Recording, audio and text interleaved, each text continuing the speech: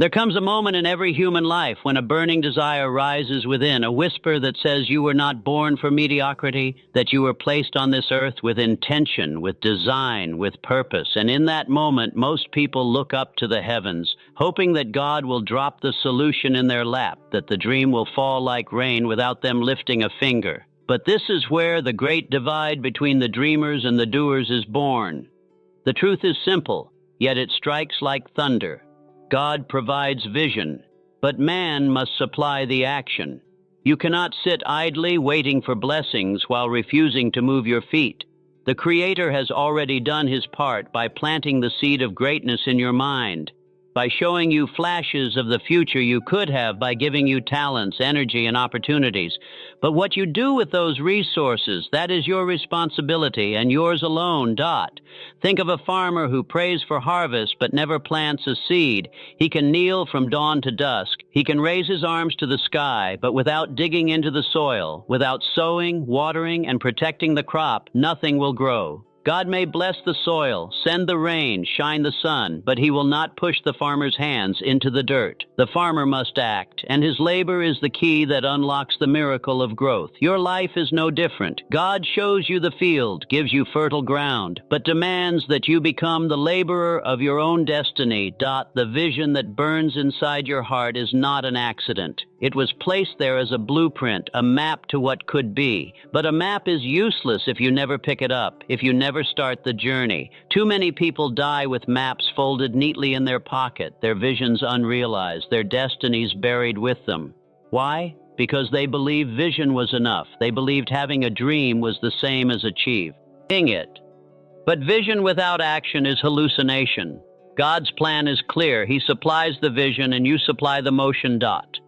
When you step into action, something remarkable happens. Doors that seemed locked begin to open. People who can help cross your path. Resources you never imagined appear. And skeptics will say, that's luck. But you and I know the truth. It is not luck. It is divine cooperation. It is heaven and earth aligning because you moved first. It is the law that God himself wrote into the universe. Motion attracts blessing. The hand that reaches forward is the hand that receives. The one who knocks is the one for whom the door opens. Now pause and think. Where in your life have you been waiting for God to act while you've refused to move? Where have you prayed for healing but ignored the discipline of health? Where have you begged for success but rejected the labor of preparation? Where have you hoped for peace but refused the effort of forgiveness? Every single vision is waiting for your action. God already knows the end, but he waits for you to walk the road. He gives you the compass, but he will not walk your miles. When you begin to act, you become co-creator of your destiny. You stop being a passive observer and start being a worker in the vineyard of your life. This is when faith becomes real, not in the words you speak, but in the sweat you shed. Because the greatest prayer you can ever pray is not spoken through your lips, but through your consistent actions. Every step you take says to God, I believe. Every sacrifice you make says, I trust your plan. And every victory you achieve whispers back to heaven, together we did this. Now let us turn to the second truth. Faith without effort is wasted potential. Imagine a man standing at the edge of a vast ocean. He believes with all his heart that there is treasure buried on the other side. He speaks about it, dreams about it, even inspires others by telling them that he will one day reach it. But if he never builds the boat, never gathers the wood, never sets sail, what good is his belief? Every man and woman who has ever tasted greatness began not with the certainty of victory, but with the courage to take the first step. They understood something most people never grasp. Every prayer requires footsteps toward its answer. You can ask the heavens to deliver you success, love, abundance, and peace. But your words will wither into silence if they are not carried by the rhythm of your own footsteps. The universe was designed with a law woven into its fabric. Motion activates miracles. Until you move, nothing moves. Until you knock, no door opens. Until you seek, nothing is revealed. Picture a man sitting in the dark, praying for light. He can pray from morning until nightfall, but if he never strikes a match, if he never reaches for the switch, his prayer remains incomplete. The Creator is not deaf. He hears the plea. But He waits for you to demonstrate faith in action. Your footsteps are the proof that you are serious about what you ask for. They are the evidence that your words are not empty. You may cry, you may hope, you may even fast and beg. But if you do not move, you show heaven that you are not ready to receive what you are asking for. History is filled with stories of men and women who did not merely pray, but walked toward their prayer. The explorer who set sail across unknown seas, the scientist who labored day and night in experiments, the student who studied when everyone else slept, the entrepreneur who risked failure with every investment, all of them put footsteps behind their faith. And because of those footsteps, heaven responded. Their prayers were not just whispers of hope, but declarations of action. When you ask for health, you must walk toward health by disciplining your habits. When you ask for wealth, you must walk toward wealth by disciplining your finances and learning the art of creation. When you ask for wisdom, you must walk toward wisdom by opening books, seeking mentors, and humbling yourself to learn. Every answered prayer is a collaboration between divine blessing and human footsteps. God provides the mountain. You must climb it. He opens the door. You must walk through it. The tragedy is that most people stop at asking. They fold their hands and wait for the world to change while they remain still. But a still body attracts no blessing. A motionless spirit invites no breakthrough. If you want God's plan to unfold in your life, you must become a person of action. Each step you take toward your vision, no matter how small, is like knocking on heaven's door saying, "I am ready." And when heaven sees your readiness, it answers with abundance. Now, consider the fourth truth. Divine plans unfold through human persistence. This is where the test of true faith begins. Starting is easy. Persistence is rare. Many people are inspired to begin but vanish when obstacles rise. They see resistance as a sign that God is not with them, when in reality resistance is proof that they are walking the path of destiny. Mountains are not placed to stop you. They are placed to strengthen you. Rivers are not placed to drown you. They are placed to teach you to swim. Storms are not sent to destroy you. They are sent to reveal your endurance. Persistence is the bridge between vision and reality. Without it, dreams remain in the realm of fantasy. Divine plans rarely unfold overnight. They are carved through time, through effort, through sweat and sacrifice. The greatest rewards are given not to those who start, but to those who endure. When you persist, you declare to heaven and to the world that you are serious about your calling. You prove that your faith is not seasonal but eternal. Think of the inventor who failed hundreds of times before success came. Think of the writer whose manuscript was rejected by Eve, by publisher before it became a masterpiece. Think of the entrepreneur who lost everything but rose again stronger. Their stories remind us of one thing: persistence attracts divine favor. There comes a moment when you realize that blessings are not accidents, that fortune is not random, and that the rewards of life are not scattered at the feet of chance. Look closely and you'll see that every true success story carries the same fingerprint: discipline. Success is God's gift, yes, but it is not wrapped in gold paper or placed in your lap without effort. It comes dressed in the daily practice of discipline, in the choices that shape your character, in the habits that either lift you or chain you. God blesses discipline because it is the language of respect for the vision He planted in you. Without it, you can destroy even the greatest opportunity. With it, you can multiply even the smallest seed. Imagine a young man given a fertile piece of land. That land is a gift. It is rich, capable of producing harvest after harvest. But if he refuses to wake up early, if he lets weeds grow wild, if he neglects to water and protect it, the land turns to waste. The gift remains, but his lack of discipline poisons it. Now imagine another man with a rocky, less fertile plot of land. He disciplines himself to till, to fertilize, to water, to improve the soil. Slowly, his discipline transforms poor land into a fruitful field. This is the secret. God may bless you with land, talent, opportunity, but discipline decides whether you multiply it or squander it.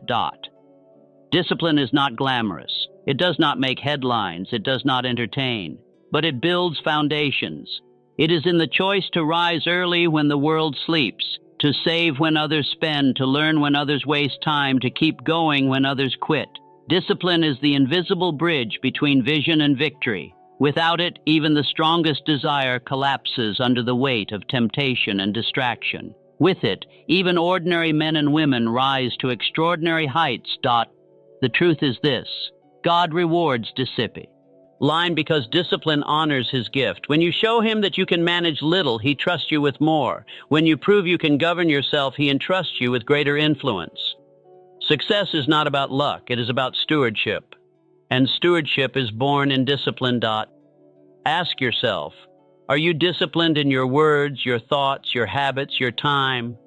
Or do you let your tongue wander, your mind drift, your body weaken, your time vanish?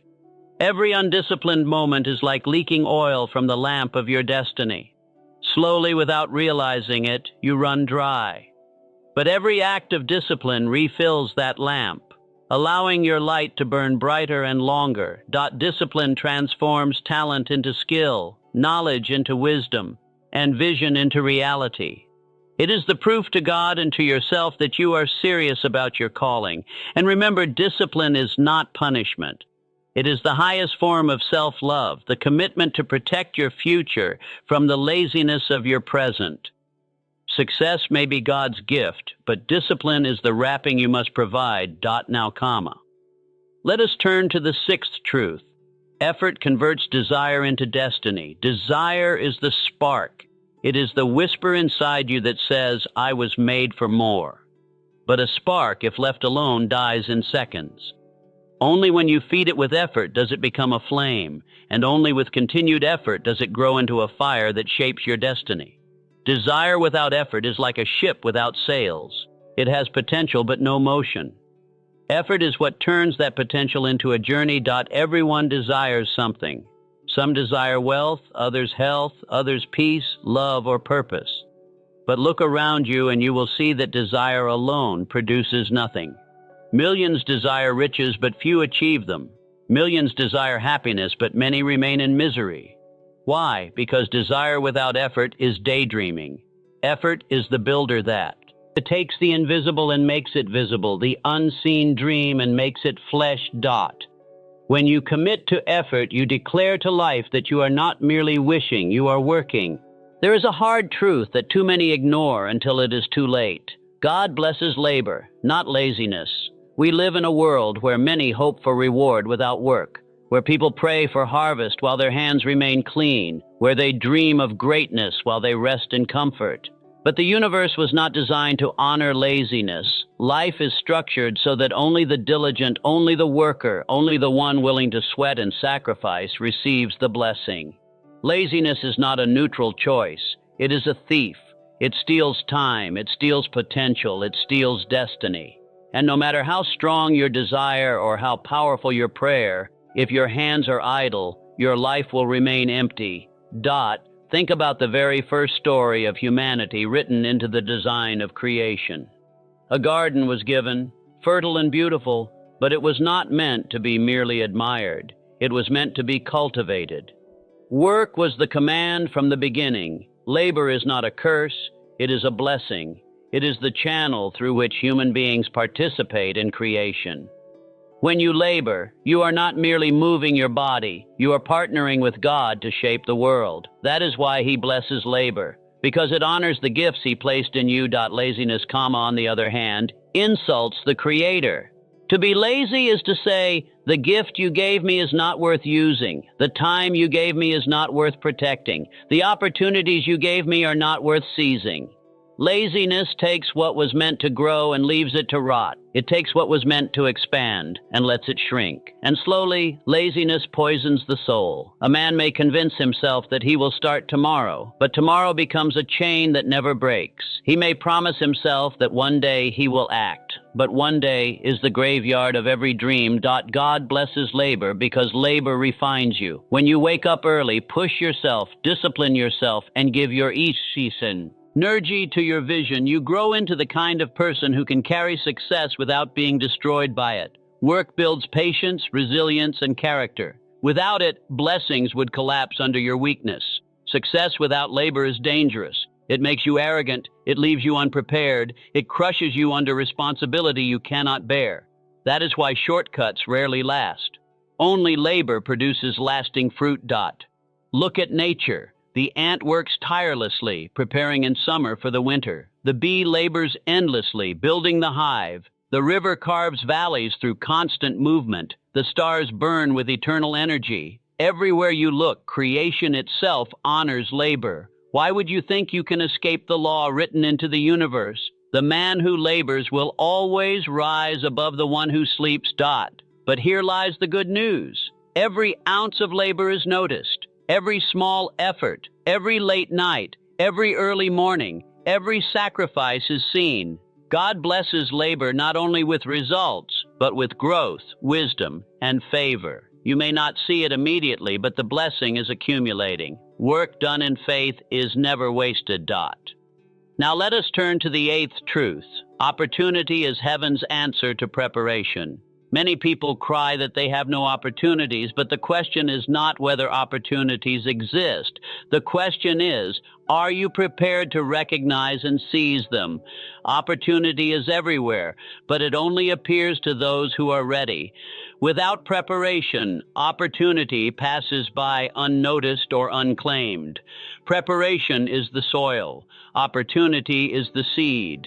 Only when the soil is ready can the seed take root. Think of the student who prepares diligently for years. When the chance to apply for a scholarship comes, he is ready. Think of the musician who practices daily in obscurity. When the moment arrives to perform, he shines. Think of the entrepreneur who studies, saves, and builds. When the market opens, he steps in with confidence. In each case, it was not luck that brought success. It was preparation meeting opportunity.